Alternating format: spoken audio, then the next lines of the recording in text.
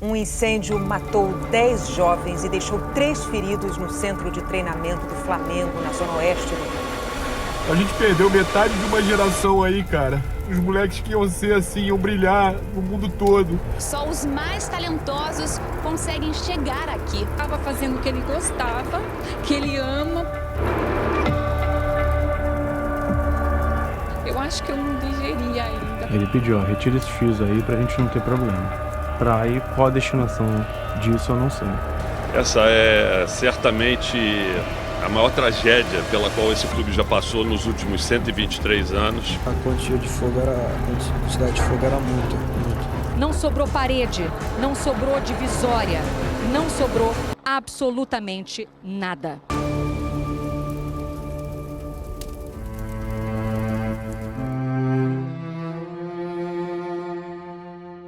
Fala, Léo, tudo bem? Então, a gente está produzindo um documentário para falar sobre o que aconteceu lá no Ninho do Urubu em 2019. E aí eu tô juntando todos os meninos que lá tiveram presente, tinha algumas ligações com os que estiveram lá, para a gente retratar sobre o assunto, né? Não deixar morrer. E também entender um pouco do que aconteceu lá, o pós, como que tá agora a situação, né? Acredito que tem um elo sentimental muito forte, e às vezes algumas pessoas acabam tendo traumas, e a gente queria conversar com quem fez parte disso para poder contar essa história.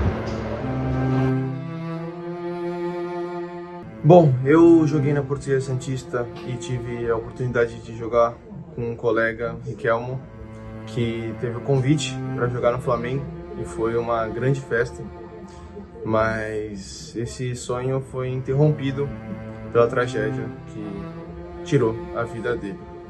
Um episódio bem traumático para mim, porque poderia ser eu no lugar dele, tentando realizar esse sonho como jogador no Rio. E meu intuito nesse documentário é buscar falar com os sobreviventes, porque muitos decidiram se calar, mesmo sendo as vítimas.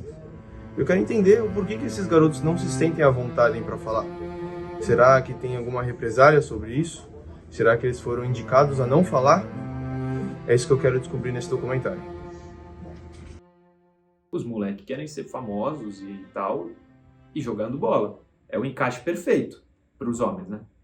Ganhar dinheiro e jogar bola. O futebol, assim, como muitas outras coisas na sociedade, ele é usado, às vezes, como reparação do que não tá certo, né? Então, assim, uma pessoa não deveria ter que arranjar alguma coisa ou ter algum tipo de subterfúgio para melhorar de vida ou ter o básico na vida. E o futebol é um desses poucos caminhos que as pessoas têm de sair de uma extrema pobreza para uma melhora de vida. Não tô nem falando dos casos de quem fica milionário, dos jogadores e tal, mas de ter algum tipo de sustento. Às vezes a criança precisa ser a salvadora da família. Isso não só no futebol, isso acontece em todo esporte profissional, né? O cidadão tem que se locomover muitas vezes da cidade dele para tentar sorte numa capital ou num clube que fora de capital, que são poucos, um Santos, um Red Bull Bragantino. E assim, ele vê no futebol, além do fato de ser prazeroso, a oportunidade de ele fazer independência financeira e mudar a situação de toda uma família, que normalmente o atleta ele vem de uma condição financeira paupérrima, né? Mas é para tu ver o tamanho do sonho do cara. Ele se sujeita a passar por algumas coisas que ele sabe que são ruins, para quem sabe alguns anos depois colher esse fruto que ele plantou. Hoje você está numa situação mais difícil, uma família numa situação mais difícil, você vai tentar a vida. Até porque um levantamento seríssimo, como sempre, da Universidade de Futebol, de cada 3 mil atletas, um vira profissional. Eu costumo dizer, mais remunerado do que profissional, e nem sempre remunerado, porque às vezes ele não vai receber o salário que lhe é devido. 98% de jogadores profissionais hoje ganham no máximo até R$5.000. São 2% de jogadores que ganham salários estratosféricos, que tem fama, que tem todas essas coisas, sabe? O olheiro do Santos me falou esse dado, de 1.000 moleques que fazem teste, só 2 passam. É um produto altamente rentável, né? Envolve muito dinheiro. Qualquer transferência, se a gente falar de atletas, a gente tem Vinícius Júnior, Ângelo, Hendrick, tantos outros, o Vitor Roque, né? Garotada assim que foi vendida por fortunas. Então não tenho dúvida que a visão de mercado é um produto altamente rentável. Ao mesmo tempo que você pode é um risco, você vai sair de casa, ao mesmo tempo se der certo, e dar certo não significa só ser um Vinícius Júnior. Dar certo, de repente, jogar na segunda divisão de Portugal, na terceira da Itália, mesmo na segunda divisão do Brasil, já pode ser uma vida muito melhor do que aquela que você poderia levar. Já pode dar um futuro garantido aos seus bisnetos, tataranetos, enfim. E cada vez mais, qualquer competição de faixas etárias menores, há um grande interesse. Eu já tive caso no escritório de um investidor que chegou pedindo para eu formalizar um garoto do sub-9, futsal.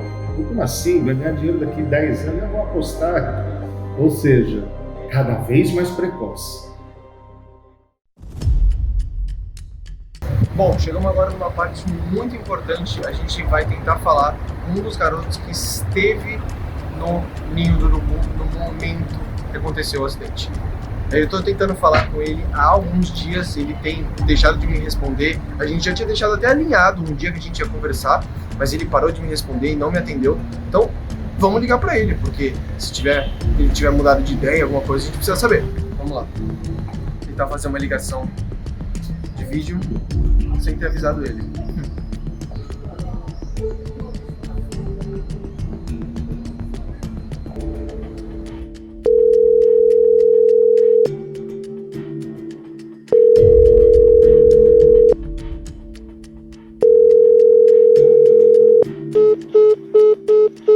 Certeza que não iam falar porque iam falar mal do clube. E existe um protecionismo em relação a clubes de futebol, especialmente o Flamengo, muito grande, por parte de todos. Todo mundo tem medo de chegar e falar mal, especialmente quem tá lá dentro. Eu não sei se é medo de, pela idade, ainda terem a esperança de jogarem, voltarem ao Flamengo ou a qualquer clube grande. Devem ter sido orientados pelo clube, talvez pelas próprias famílias, pelos empresários, quem sabe pelos advogados, a não falarem. E, lamentavelmente, a gente é obrigado, lamentável no sentido de que a gente gostaria de saber mais, a gente tem que entender, porque, de novo, pode ser se não a única, a melhor oportunidade da vida deles, eles já estão lá. Qual é a realidade desses meninos hoje? Quem que fala com eles diariamente, frequentemente? Eles sofrem ameaças, eles não sofrem, eles vivem bem, eles não vivem, enfim, houve uma indenização cujo combinado na justiça é não fala mais. Eu acho que medo é o principal motivo e esse medo é dividido em vários tópicos, assim. E eu acho que pouco se fala também porque, além dos meninos terem medo, a gente acaba tendo medo de falar e ser acusado de qualquer outra coisa, inventarem coisas sobre você e não ter controle sobre as consequências. Eu acho que o grande medo, primeiro, é de fechar as portas e segundo, é a cultura mesmo do brasileiro, não quero me envolver em confusão, mesmo sabendo que se ele ficar calado, amanhã pode ser um filho dele, sendo que se ele falasse algo, isso pode fazer com que leis sejam construídas e o exemplo ruim que ficou do Ninho do Urubu possa ter um pouco mais de segurança para que isso nunca mais aconteça. Depois de muita insistência e tentativas frustradas, um garoto topou falar. O Vinícius estava no Ninho do Urubu horas antes do incêndio e contou um pouco sobre o trauma que carrega. Você imagina, eu dormia lá todo dia, mano. Tá ligado? Eu dormia todo dia. O fogo começou do lado do meu quarto ao lado. O moleque que dormia comigo no meu quarto, que era meu melhor amigo, tipo, é uma das vítimas. Então, assim, tipo, pô, mano, e uma parada que, tipo, eu ia dormir lá também, né, no dia. Então, assim, de última hora, nós tivemos uma possibilidade de folga no dia seguinte, né, mas não era uma certeza. Então eu iria dormir lá, porque caso tivesse treino, né, seria mais fácil, eu estaria lá, para não ter que acordar muito cedo, pegar 3 horas e chegar lá. Mas acaba que no meio da tarde ele se ir embora e sim, foi um livramento, um grande livramento que eu tive.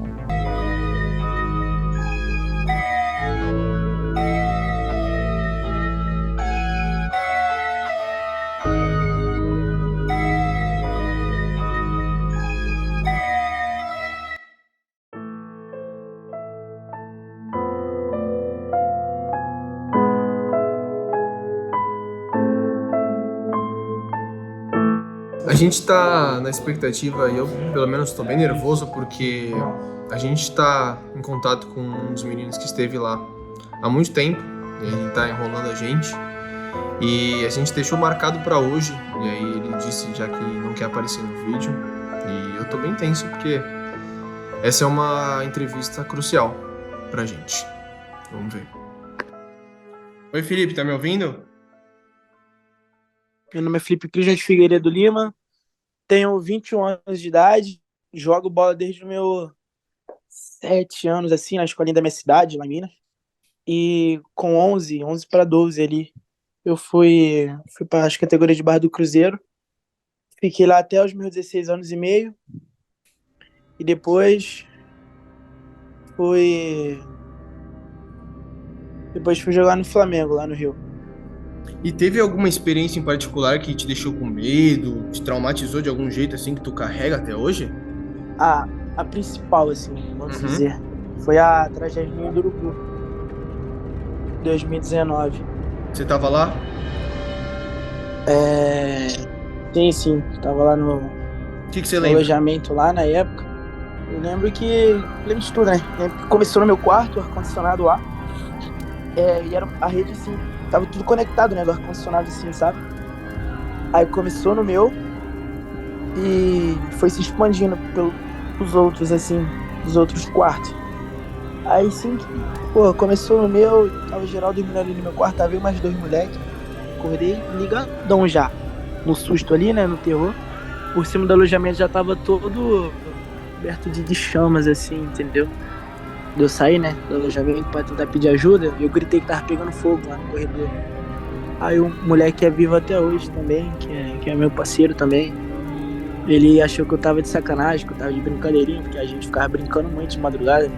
16 aninhos ali. Ou seja, se ele pensou isso, eu penso comigo isso, que com certeza também outras pessoas que escutou, os outros moleques lá, achou que era zoeira, né, sacanagem, deve ter voltado a dormir, não sei.